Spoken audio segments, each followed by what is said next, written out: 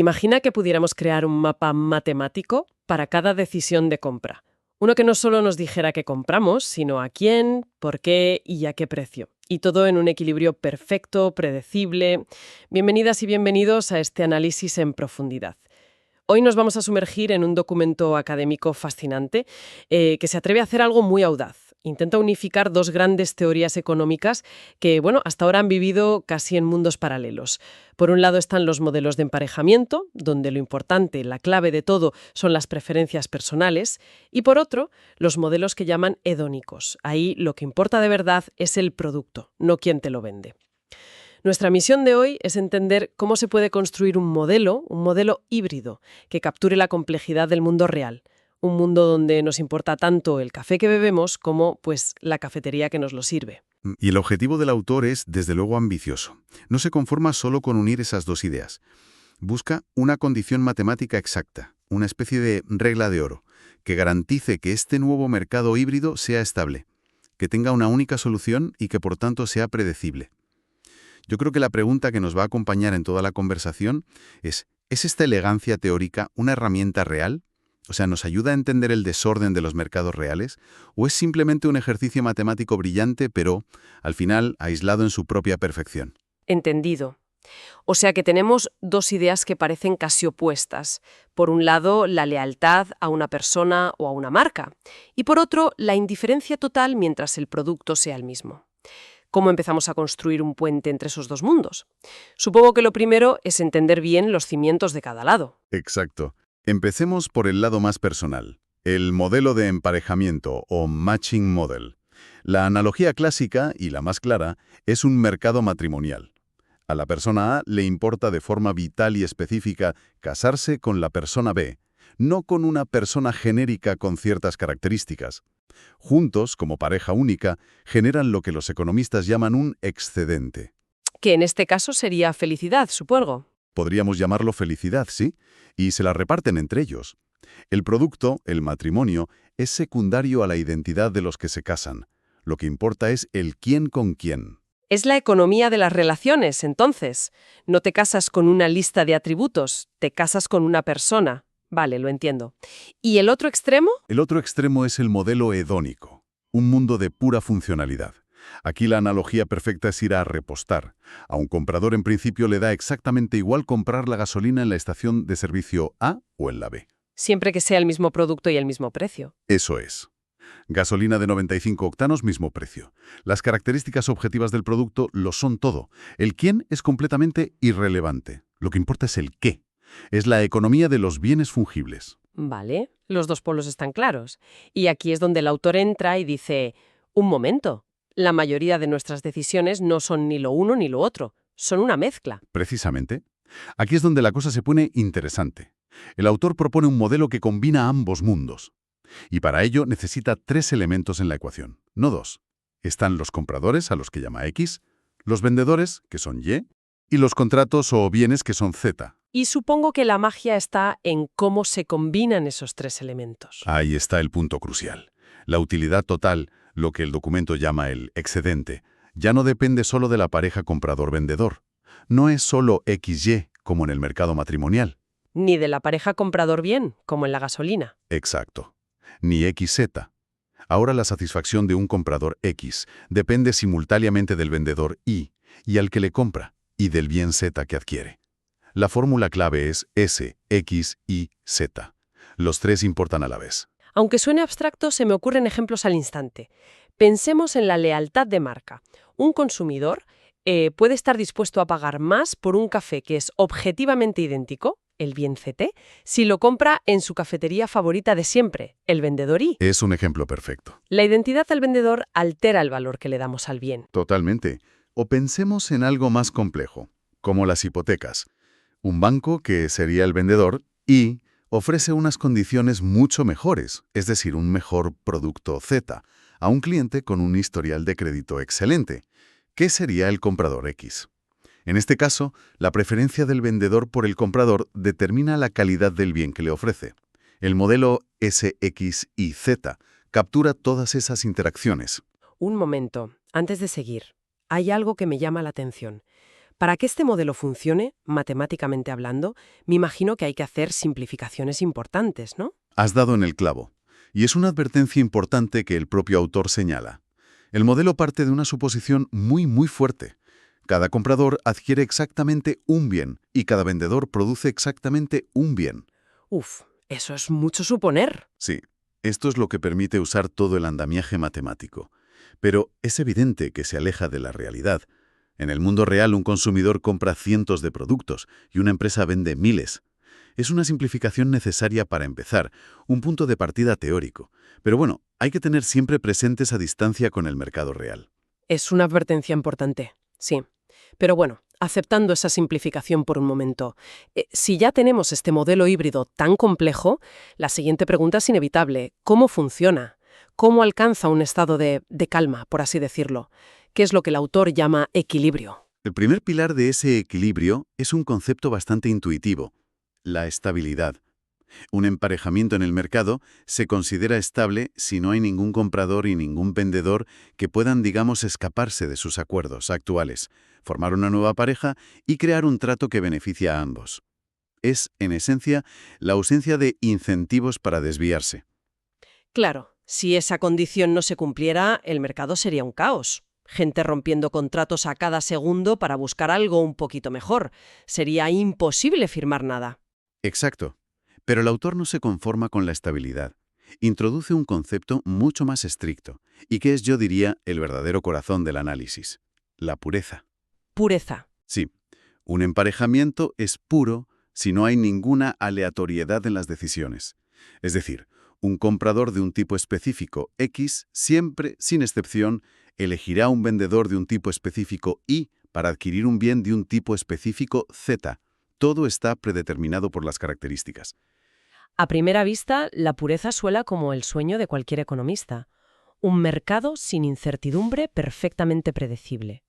Si el mercado fuera puro, todos los clientes con perfil joven profesional X comprarían siempre el portátil modelo Pro Z de la marca tecnológica A.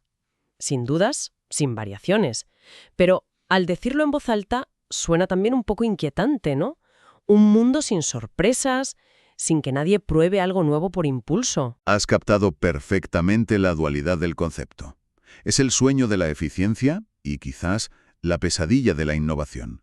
Un mercado puro elimina el ruido, sí, pero ¿y si ese ruido es en realidad la música del progreso?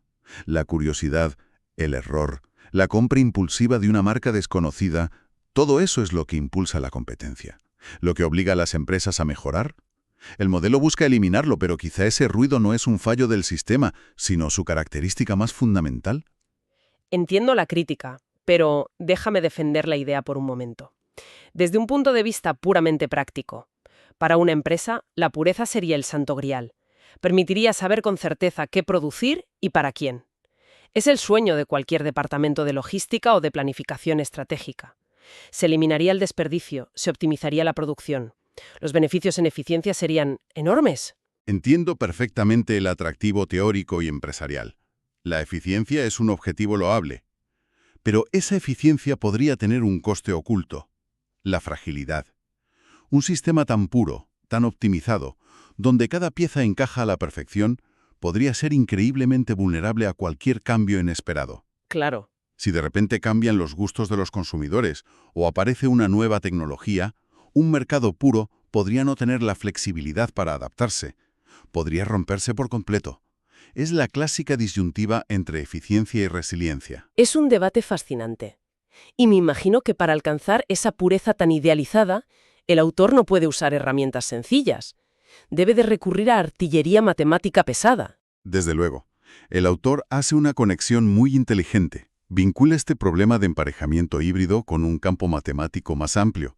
Se conoce como transporte óptimo multimarginal. No necesitamos entrar en los detalles, pero la idea es brillante. En lugar de inventar una matemática nueva, demuestra que su problema económico es un caso particular de un problema más general y muy estudiado. Es como descubrir que tu cerradura se puede abrir con una llave maestra que ya existía. Exacto, una llave que los matemáticos llevan años perfeccionando. Y esa llave maestra le da acceso a todo un arsenal de herramientas ya existentes. Exactamente. Le permite usar resultados de ese campo para, por ejemplo, predecir la dimensión del emparejamiento. O sea, si las relaciones entre comprador, vendedor y bien se agrupan en líneas simples, en superficies o en estructuras aún más complejas.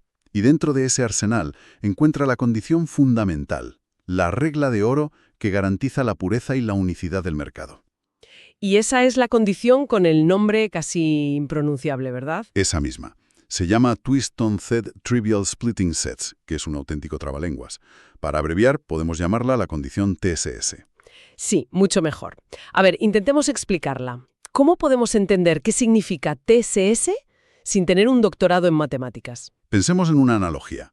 Imagina que para un comprador concreto, X, hay un conjunto de posibles tratos, una combinación de vendedor y bien, Z, que le dan la máxima satisfacción posible. Vale, sus opciones favoritas. Eso es.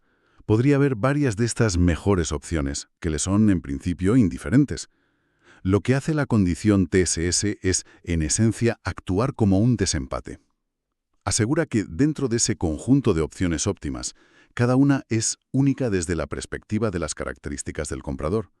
No hay dos opciones óptimas que a él le parezcan idénticas. Y esto le obliga a tomar una decisión única y no aleatoria.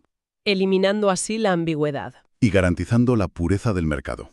Es una solución increíblemente elegante. Es como si la propia matemática se encargara de susurrarle al oído al comprador cuál es la única elección correcta entre todas sus favoritas. Es elegante, no hay duda.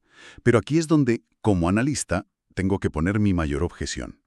Es una condición no observable. Ninguna empresa, ningún consumidor en el mundo real se pone a verificar si las preferencias del mercado cumplen la condición TSS. Me recuerda a mis años de estudiante, viendo estos modelos perfectos en la pizarra. Son preciosos, pero luego sales a la calle y ves el maravilloso y caótico desorden de un mercado real y te das cuenta de la distancia que hay. Es una construcción teórica. Claro, funciona como una suposición que, si se cumple, garantiza un resultado ideal, pero no tenemos forma de saber si se cumple, ni cómo fomentarla. Pero el autor intenta tender un puente hacia la realidad, ¿no? Muestra cómo esta condición abstracta se manifiesta en modelos económicos más tradicionales. Sí, lo intenta. Por ejemplo, presenta un modelo con lo que llama utilidades bilineales. Ahí la satisfacción X, Y, Z se describe con una fórmula del tipo XTAY plus XTBZ plus ITCZ, en la que las interacciones se representan con matrices. Y demuestra que, en este entorno más familiar para los economistas, la condición TCS equivale a que ciertas combinaciones de esas matrices sean matemáticamente no singulares. Lo traduce a un lenguaje más conocido. Lo traduce, sí, pero la crítica de fondo sobre la observabilidad sigue ahí. Sin embargo, donde creo que el documento realmente brilla y también muestra sus grietas, es en el último ejemplo, el que llama del negocio ético. Totalmente de acuerdo. Es el ejemplo más revelador. Es un modelo muy simplificado, casi una fábula económica, pero es increíblemente potente. Nos pide que imaginemos un mercado donde X representa los ingresos del consumidor, Y representa el nivel de ética de la empresa, por ejemplo, cómo trata a sus empleados o al medio ambiente, y Z es la calidad objetiva del producto. Y las suposiciones de partida son muy intuitivas, muy de sentido común. Primero, que los consumidores con más ingresos, X, valoran más a las empresas éticas, Y. Y segundo, que a las empresas más éticas, Y, les resulta más costoso producir bienes de altísima calidad, Z. Quizás porque invierten más en salarios justos o materiales sostenibles, por ejemplo. Exacto, un planteamiento muy razonable. Y aquí es donde todo el edificio teórico se pone a prueba. El autor demuestra que con unos parámetros muy específicos, el modelo encuentra un equilibrio estable. La estabilidad en este caso se alcanza cuando la renta del consumidor es exactamente igual a la suma de la ética de la empresa y la calidad del producto. La fórmula es X igual a Y plus Z. Y esta fórmula tan sencilla es la que provoca el colapso de la predictibilidad del modelo. Pensemos en lo que significa. Un consumidor con una renta alta, digamos de 10 unidades, tiene que elegir. Podría ir a una empresa muy ética, con un valor de Y igual a 8, que le ofrece un producto de calidad media, Z igual a 2. 8 más 2, 10. O podría optar por una empresa menos ética, Y igual a 4, con un producto de muchísima más calidad, Z igual a 6. 4 más 6, 10. En ambos casos le dan exactamente la misma satisfacción. Y el resultado es que el emparejamiento es estable. Nadie tiene incentivos para cambiar. Pero no es puro. De hecho, es radicalmente impuro. Hay una infinidad de opciones válidas para cada consumidor. El mercado alcanza un equilibrio, sí, pero es completamente impredecible. La elegancia matemática se ha desvanecido. Un momento. ¿Me estás diciendo que toda esta elaborada estructura matemática, la diferencia entre un mercado predecible y el caos absoluto, podría depender de si un coeficiente en una ecuación es un número u otro? Exacto. Y esa es la lección más impactante del documento, la que trata sobre la fragilidad. El autor señala que este colapso de la pureza ocurre por un valor muy concreto de un parámetro en la ecuación. Específicamente, cuando un coeficiente A es igual a un medio. Si se cambia mínimamente ese valor a 0,51 o a 0,49, la condición TSS vuelve a cumplirse como por arte de magia, y el mercado regresa a un estado puro y con una solución única. Eso es vertiginoso. Da la sensación de que estamos construyendo un rascacielos sobre la cabeza de un alfiler. Un soplo de viento y todo se viene abajo. Es una analogía perfecta, y sugiere que estos modelos de equilibrio, tan buscados en economía, pueden ser increíblemente frágiles. La diferencia entre un mercado perfectamente predecible y uno caótico, indeterminado, podría depender de un único factor casi imperceptible: una mota de polvo que desequilibra todo el sistema. Bien, creo que hemos recorrido un largo camino. Si recapitulamos, ¿qué nos llevamos de todo esto? Por un lado, hemos visto un intento brillante de unificar dos visiones del mercado, que a menudo viven separadas, la que se centra en las relaciones y la que se centra en los productos. También hemos aprendido que para que este modelo híbrido, que es conceptualmente más realista, sea predecible y puro, se necesita una condición matemática, la TSS, que es muy específica, muy estricta y, como hemos debatido, difícilmente observable en el mundo real. Y finalmente, y creo que es la lección más potente, a través de ese último ejemplo hemos descubierto que la predictibilidad en estos sistemas puede ser extremadamente frágil. Un cambio minúsculo en una sola variable puede hacer que pasemos de un universo ordenado a uno completamente impredecible. Exactamente. Y por eso creo que este documento, más allá de sus logros técnicos, nos deja con una pregunta final muy provocadora. Si la estabilidad y la predictibilidad en los modelos económicos dependen de condiciones matemáticas tan precisas, tan delicadas y casi imposibles de encontrar en el mundo real, ¿qué significa eso que la imprevisibilidad, la variedad y la falta de pureza no son fallos de un mercado sino su estado natural y fundamental? Quizás la verdadera tarea no es seguir buscando un equilibrio perfecto que puede no existir o ser inestable, sino aprender a entender y a navegar en un mundo que funciona por su propia naturaleza, en su maravillosa e irreductible ausencia. Una reflexión fascinante para terminar. Gracias por acompañarnos en este análisis. Hasta la próxima.